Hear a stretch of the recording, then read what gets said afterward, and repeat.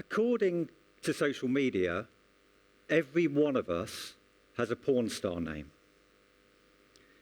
If you don't know what yours is, you need to take the name of your first pet and the name of the road that you lived in when you were a child.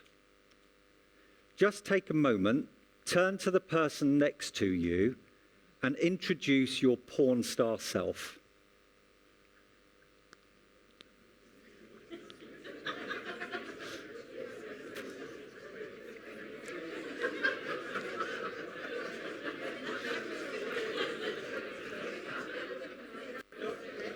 Okay.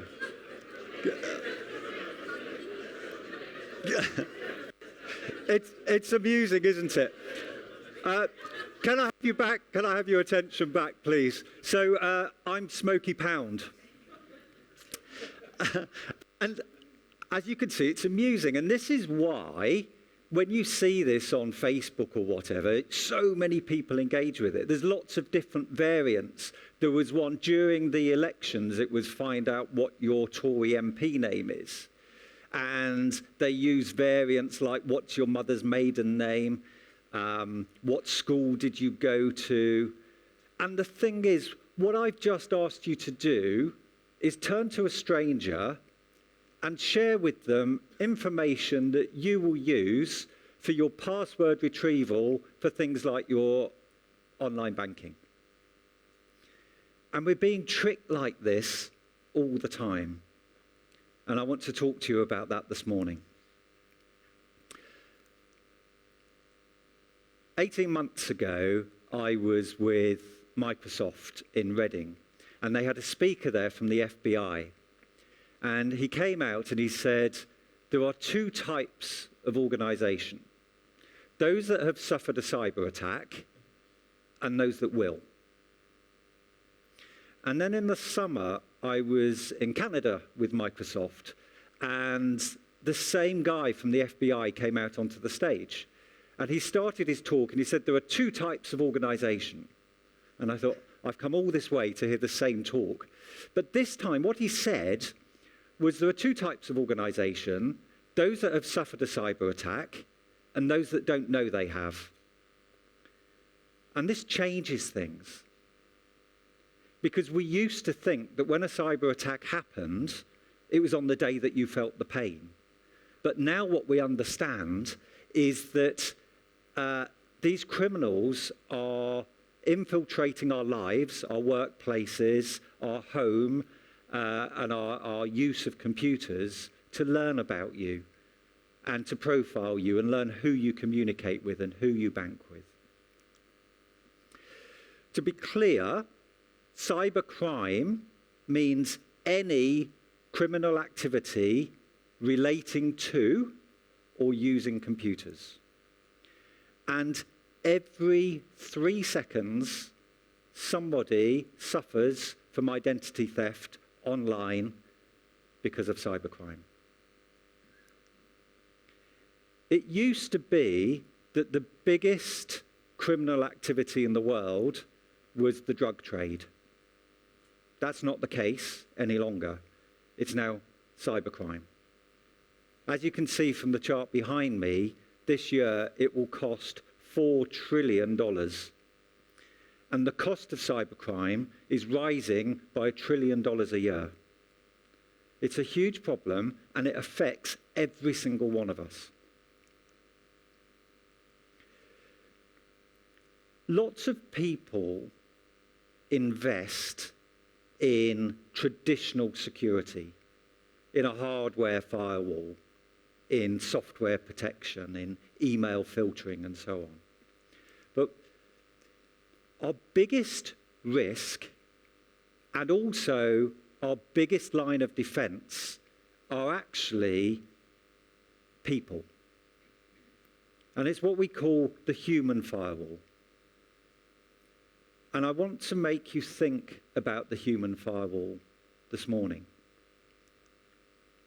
I wonder how much you value your security. Every year at Olympia, there's an event called InfoSec. where all information security experts from across Europe come together for 2 days. For someone like me, that's great fun. Last year, whilst that was running, they did a survey at Liverpool Street Station. And they did it in the morning and they did it in the evening. And they were stopping commuters. And the survey asked 3 questions. And the 3 questions were, what's your name? What company do you work for? And what's your network password? 34% of people stopped, filled out the form. Scary, isn't it?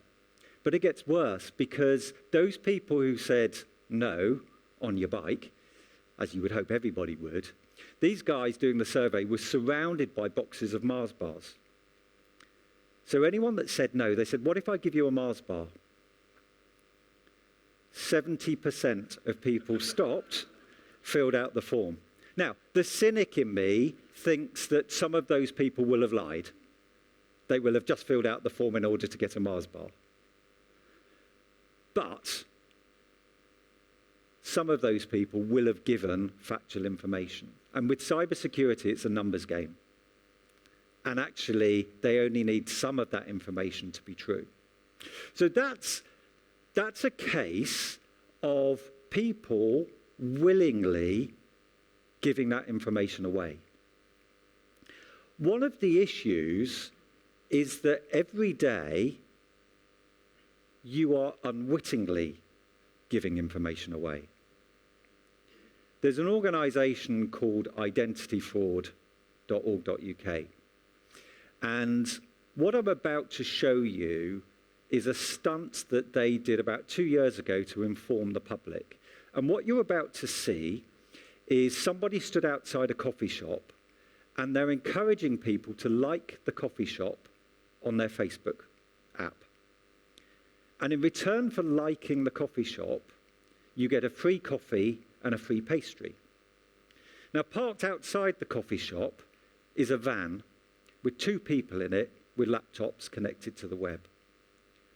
And what you're going to see in the time that it takes to deliver a coffee, just how much information can be found out about you purely by you going onto Facebook and liking a page. So take a look at this.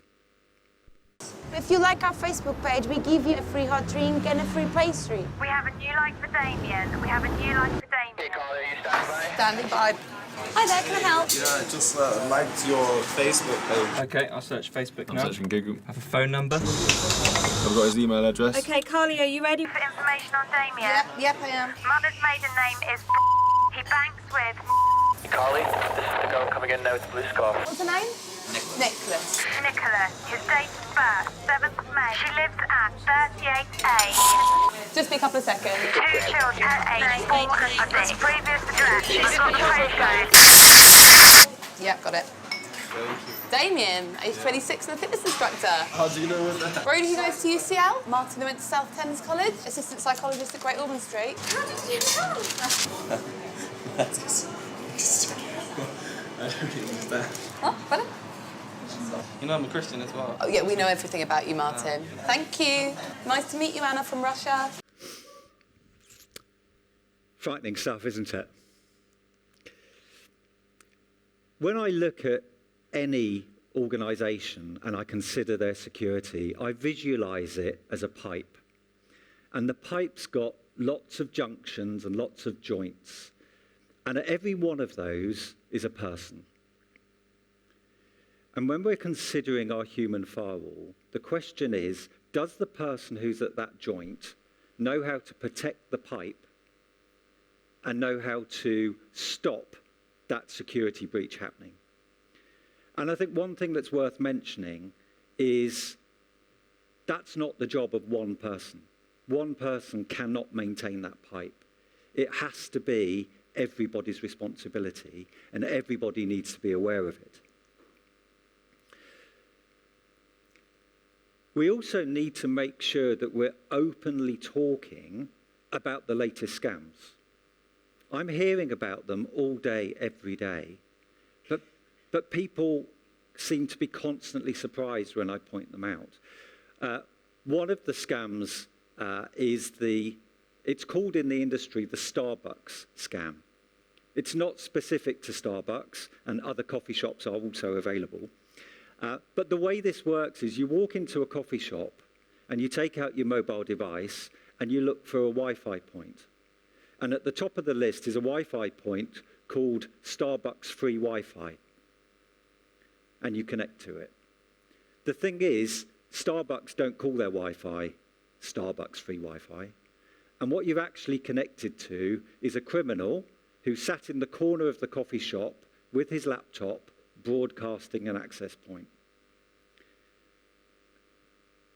And what he's then doing is he's taking information from your device, he's taking your passwords and so on. So you need to be aware of what we're connecting to. I love Africa. And I'm sure, like me, you too have a long-lost relative who lives there, who's trying to get money out of their account and into yours. This type of cyber scam is known as phishing. And whilst that particular one has been around now for nearly 10 years, every month people still fall for it. But phishing has evolved, and we've now got what we call whaling. So whaling is a phishing attack aimed at the big fish in an organization. And the way this typically plays out is an email comes supposedly from the MD or the CEO to the accounts department, giving an instruction to transfer money from one account to another. By the time I finished my talk, 3 businesses in the UK will have suffered from a whaling attack. And one of the problems is that when you talk to people where this happens, the culture in the organization is, but it was the MD who told me to do it. And it's more than my job's worth to not do what the MD says.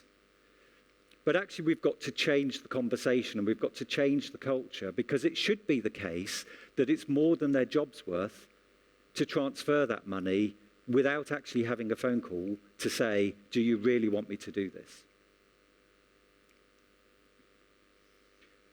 1 in 5 businesses in the UK carry out any form of cyber instruction.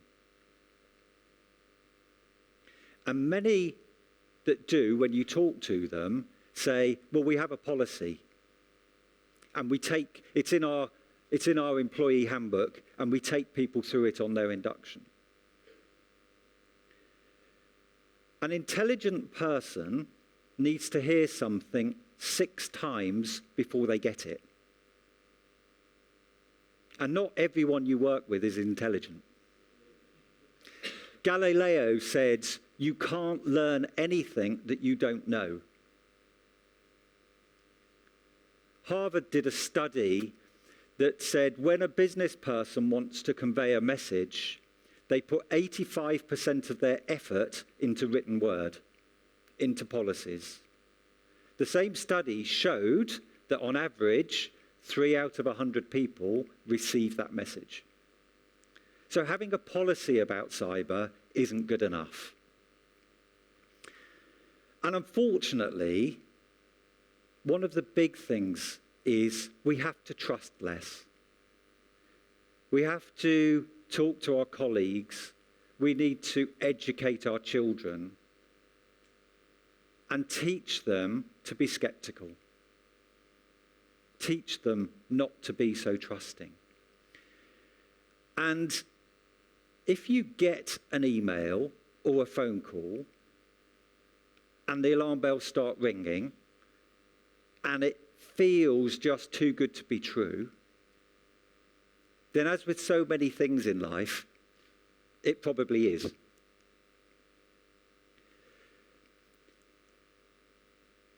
There is hope, and I want to leave you with that hope today. What we need to do is we need to embrace the fact that cybersecurity is not an IT problem. This is something that affects every single one of us, and in an organisation, it needs to start at the very top of the organisation and work its way down every single level. We need to embrace training and education at every level for every person in the organisation, for every student in school at every level. And we all need to be taking part in that ongoing learning. And it needs to be an ongoing thing. It's not a one-off case. I guarantee you I could come here and speak again next week and talk about a whole load of new scams that don't exist today. So that training needs to be regular. And what we need to do is we need to build our human firewalls. We need to build them high, build them strong, and stay safe. Thank you very much.